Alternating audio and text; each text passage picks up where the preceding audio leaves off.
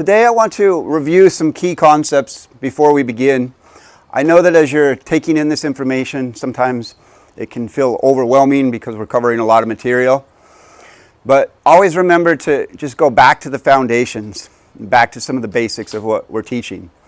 So some of the basics in the Master Tung system are using points in close proximity together.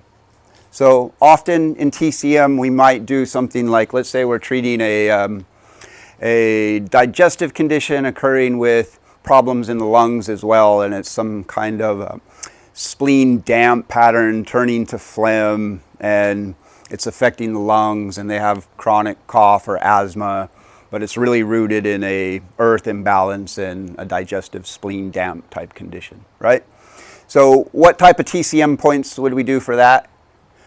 Or what point combinations? Stomach 40, stomach 36, spleen 9, lung 7, maybe LI4 mixed in there too, right? Now, if we look at that point combination, these different points that we're using are far from each other, or it's one point on the meridian, or at most two, and they're not close together. Like the closest would be stomach 36 and stomach 40, right? If we just do 1 point on the lung meridian, like lung 7, that's just 1 point. Maybe we do 1 point on the spleen meridian, like spleen 9. Maybe we do just 1 point like LI4, right? So it's very common in the TCM point prescriptions to find that they're only using 1 point on the meridian, or at most 2.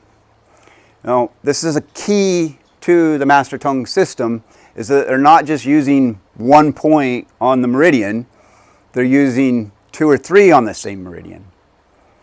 Okay, so rather than doing just lung 7, we would do something like the 3 scholars, 33 point 13, 14, and 15. Okay, here on the forearm, they're still on the lung meridian, but we're doing a combination of those 3 points together. And we do that all over. We don't just needle spleen 9, we do the lower 3 emperors. Okay, and that's like spleen 9, Shen Guan, spleen 7, or spleen 6. I think of the 3 emperors not in a textbook location. Like you may have had some teachers that have told you the 3 emperors are these 3 points. It's, spleen 9 and spleen 7. When that second point is 0.5 sun distal to spleen 7. That stuff just boggles the brain. You're not going to remember that, and it's not patient-centered either. So one of the key concepts from motivational interviewing that I mentioned earlier was keep your treatment and your assessment patient-focused and patient-centered by doing palpation rather than relying on these specific textbook locations. Okay? So when we needle the leg yin lines or the deep front line, we're not just doing spleen 9 like we would in this example of spleen damp causing lung phlegm and cough. We would needle 3 of those points along the medial border of the tibia to reach the deep front line. Okay?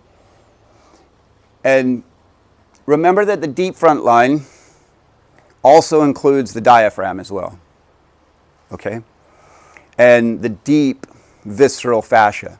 So all that fascia that's surrounding the organs and then connecting to those more superficial structures, that's all deep front line. Okay? And think of it like this. When you put in a needle, right, how far does the day chi sensation usually go? When it propagates up or down their arm or leg. Like typically, often it'll go 2 or 3 sun, right? It doesn't necessarily go down the whole arm. Sometimes it does, That can happen where the client feels it much longer distance. But generally, a lot of times when they feel it, it might go a sun or 2 sun or 3 sun. So when you do a Dao Ma, this is the Tung technique of putting 2 or 3 of these points in close proximity. Think about doing a point on the lung meridian, okay, so 33.13, and it's about 3 sun above the wrist crease. You do that first point, and then you get a little chi propagation, right? And then the next point, whether it's on the arm or the leg, they're generally about 2 to 3 sun apart from each other, which is about the same distance that qi often propagates. So we're putting in the second and the third needle on that same line, about in the region 2 or 3 sun apart, where the dai qi sensation tends to stop, to create more synergy. Yep. And when you palpate down these lines too, if you palpate the 4 flowers between the ridge of the tibia and the tibialis anterior, you'll often find like 2 or 3 nodules in there for people that have them. Who was we palpating the other day? We found one of those flowers, Ben. Did you find other little nodules? Did you notice any other? Yeah. Yeah? There was a few. There was 3. Yeah. And were they close together or spaced out or? Maybe this much. Exactly, 2 or 3 sun. So when you palpate these lines looking for nodules and ashi points, they're often naturally 2, 3, 4 sun apart from each other. So that's where you're going to put your 3 needles or your 2 needles. So with something like the 3 scholars, I often don't needle all 3 of them, especially if it's a sensitive person. If the person's hypersensitive, and if the textbook says, needle the 3 scholars as a 3-point unit, well, if the person's hypersensitive, you don't need to do that. You can do 2. Okay? If it's a hyposensitive person and they don't feel the qi sensation and, they don't feel much when you put the needle in, then put 3 in. For sure. And the zones are another important thing to really get. You've got the zone of the hand, which these tend to produce stronger sensation, right? The hands and the feet. So a lot of times you can just get away with doing 2 on the hand. And a lot of the traditional point combinations say to use 2 anyway on the hand. Right? Like 22.06 and 22.07 as a set. Or Lingu and Da Bai as a set.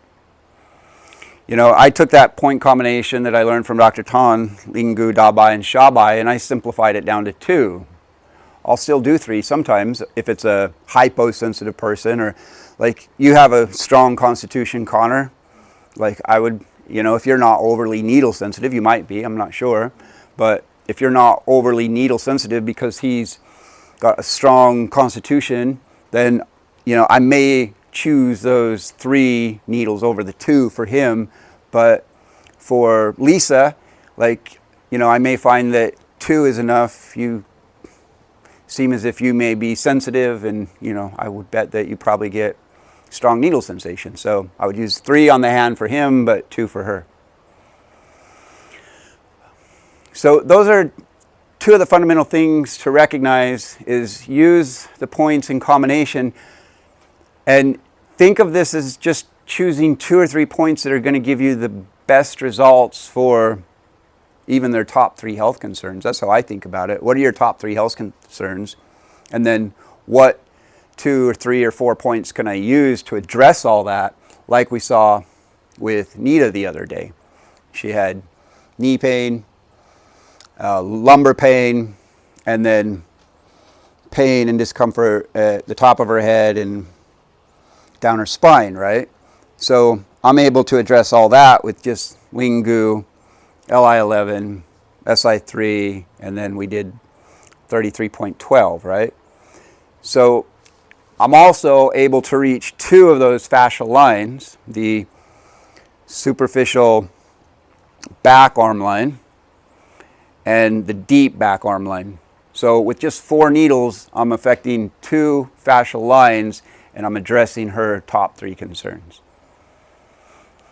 That way of thinking will allow you to distill down your number of needles that you're using. And I'm still using those same principles, right? I'm using 2 needles. Like she strikes me, she has a smaller body type. She's not really big, right? She likes a lot of needles, she says. But we're creating a Dalma between here and here. Now this is something that I'm kind of careful with, but I know that this is a good Dalma to use with Lingu and Li11 for knee pain. Like that works for so many conditions. But I don't tend to, for a lot of things, I don't like to go that far between the needles, right? Because that chi propagation, you'll get it here with Lingu, and then Li11 will maybe radiate down to Li10. A lot of times it goes to Li10, right? It'll go that far. But then we got this whole area here that we're not feeling chi sensation at. So in using a lot of the combinations like the lower 3 emperors or lateral 3 passes, like I always use 3 needles when I needle the gallbladder line because it holds so much fascial tension here in the IT band. Like there's a lot of tension there. You're not going to just release it by doing GB31.